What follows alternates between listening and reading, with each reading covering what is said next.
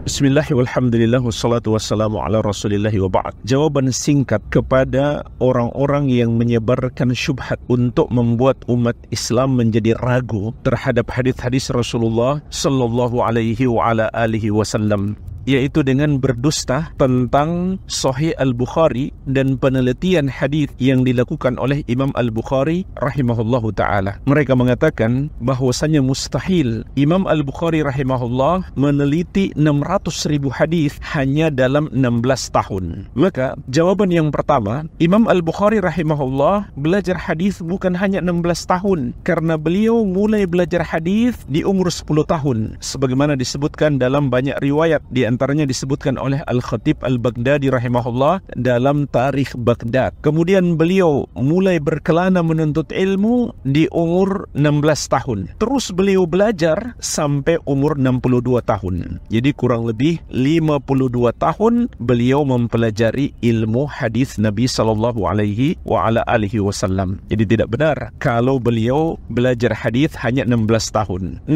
tahun itu adalah waktu beliau menyusun Sahih Al-Bukhari, bukan waktu beliau mengumpulkan, menghafal dan meneliti 600.000 hadis. Ini kesalahpahaman kalau tidak mau dikatakan suatu kedustaan. Yang kedua, jumlah 600.000 hadis itu adalah jumlah jalan periwayatan, bukan jumlah hadis yang berbeda, tapi jumlah jalan periwayatan. Bisa jadi satu hadis ada 5 jalan periwayatan. Jadi ini yang berlaku di kalangan ulama ahli hadis. Kalau seseorang tidak pernah membaca penelitian para ulama ahli hadis, tentu dia tidak paham. Jadi 600.000 itu adalah turukul hadis, jalan-jalan periwayatan hadis Nabi sallallahu alaihi wasallam. Satu hadis bisa jadi memiliki lebih dari satu jalan periwayatan. Oleh karena itu, di Sahih Al-Bukhari lebih dari 7.000 hadis. Namun itu dengan jalan-jalan periwayatan yang berbeda, sehingga terjadi banyak pengulangan.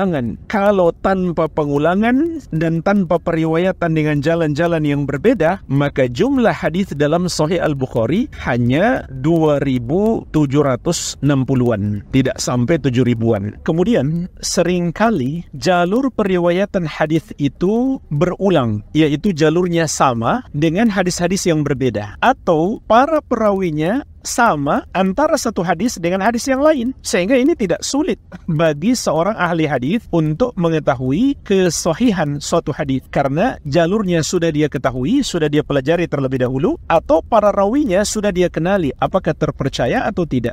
Jawaban yang ketiga, Imam Al-Bukhari rahimahullah ketika menyusun Sahih Al-Bukhari selama 16 tahun itu dengan suatu proses yang sangat luar biasa. Tidaklah beliau memilih satu hadis untuk diletakkan dalam Sahih Al-Bukhari kecuali beliau melakukan solat 2 rakaat terlebih dahulu, minta petunjuk dari Allah Subhanahu wa taala dan memohon ampun kepada Allah Subhanahu wa taala. Kemudian setelah beliau selesai menyusun Sahih Al-Bukhari, beliau minta tolong dulu kepada para ulama di masanya untuk meneliti apakah mereka sepakat hadis-hadis yang telah beliau sebutkan dalam Sahih Al-Bukhari itu adalah hadis yang sahih. Maka Sahih Al-Bukhari telah diteliti oleh ulama di masanya seperti Imam Ahmad, Yahya bin Ma'in, Ali bin Al-Madini dan para ulama yang lainnya rahimahumullahu ta'ala. Maka para ulama tersebut sepakat, bahkan semua ulama yang mendalami ilmu hadis sampai hari ini semuanya sepakat kecuali 4 hadis saja. 4 hadis itu pun kalau diteliti, maka pendapat Imam Al-Bukhari yang menyatakan hadis itu sahih lebih kuat daripada para ulama yang mengkritiknya. Maka jemaah sekalian, ketika ulama sudah sepakat